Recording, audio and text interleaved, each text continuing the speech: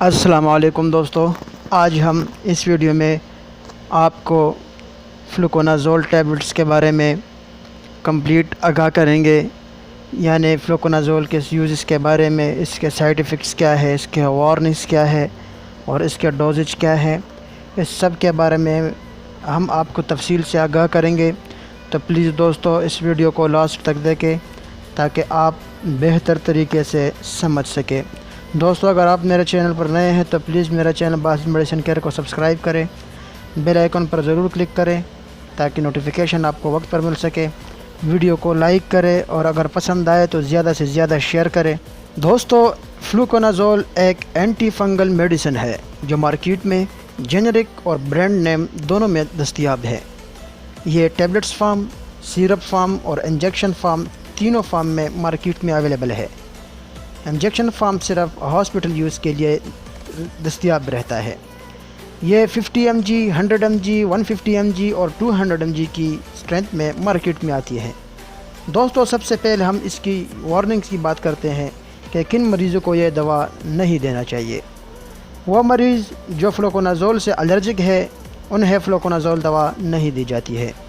ساتھ ہی Aizawl fungal anti fungal group کی جو میڈیسن ہے جیسا کہ کیٹاسینازول یا ایٹراکونازول، اس سے اگر آپ الرجک ہے تو ان مریضوں کو بھی فلوکونازول ٹیبلٹس نہیں دی جائے گی۔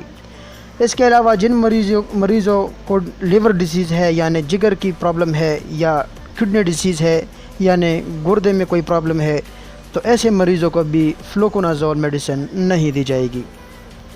حاملہ عورتوں کو شروعاتی 3 مہینوں میں فلوکونازول نہیں دی جاتی ہے کیونکہ ان بورن بچے کو ڈیمیج کرتا ہے یا کوئی بھی نقصان پہنچا سکتا ہے، لہٰذا 3 مہینے بعد یہ میڈیسن ڈاکٹر آپ کو پرسکرائب کر سکتا ہے۔ دوستو اب اس کی یوزز کی بات کرتے ہیں۔ اگر کسی مریض کو منہ میں یا زبان پر یا گلے میں سفید نشان کے ساتھ سوجن ہو جائے جس سے اس کو خوراک نگلنے میں تکلیف ہوتی ہے تو ڈاکٹر اس بیماری کو ٹھیک کرنے کے لیے فلوکونازول میڈیسن پرسکرائب کرتا ہے۔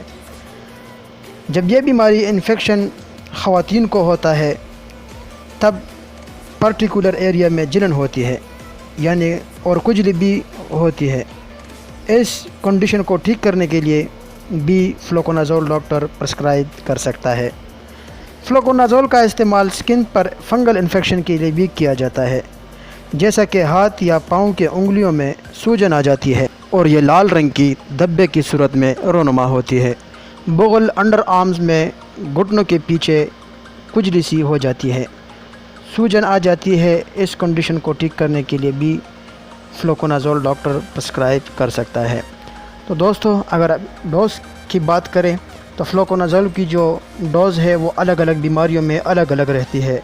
یہاں پر ہم منہ میں جب سفید چھالے پڑ جاتے ہیں اور سوجن ہو جائے اس کی ڈوز کی بات کریں گے۔ ایڈلٹ کے لیے 200 mg ڈوز کی ایک ٹیبلٹ پہلے دن دی جاتی ہے اور اس کے بعد 100 ملی گرام 4 دن تک دی جائے گی اور یہ لگ بھگ 2 ہفتوں تک ٹریٹمنٹ دیا جاتا ہے۔ اب اگر فلوکونازول اوور ڈوز ہو جائے یعنی آپ غلطی سے ضرورت سے زیادہ میڈیسن لیں تو اس وقت آپ کو سانس لیتے وقت تکلیف محسوس ہوگی۔ اگر ایسے علامت ظاہر ہو جائے تو ڈاکٹر سے مشورہ کرے اور دوا کو بند کرے۔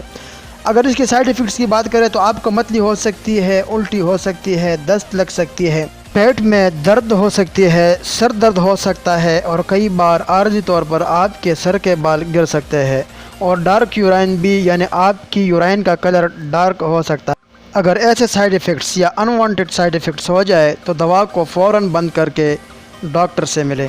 دوستو اگر یہ ویڈیو آپ کو پسند آئی ہو تو اس کو زیادہ سے زیادہ واٹس ایپ، فیس بک اور ٹویٹر پر شیئر کریں۔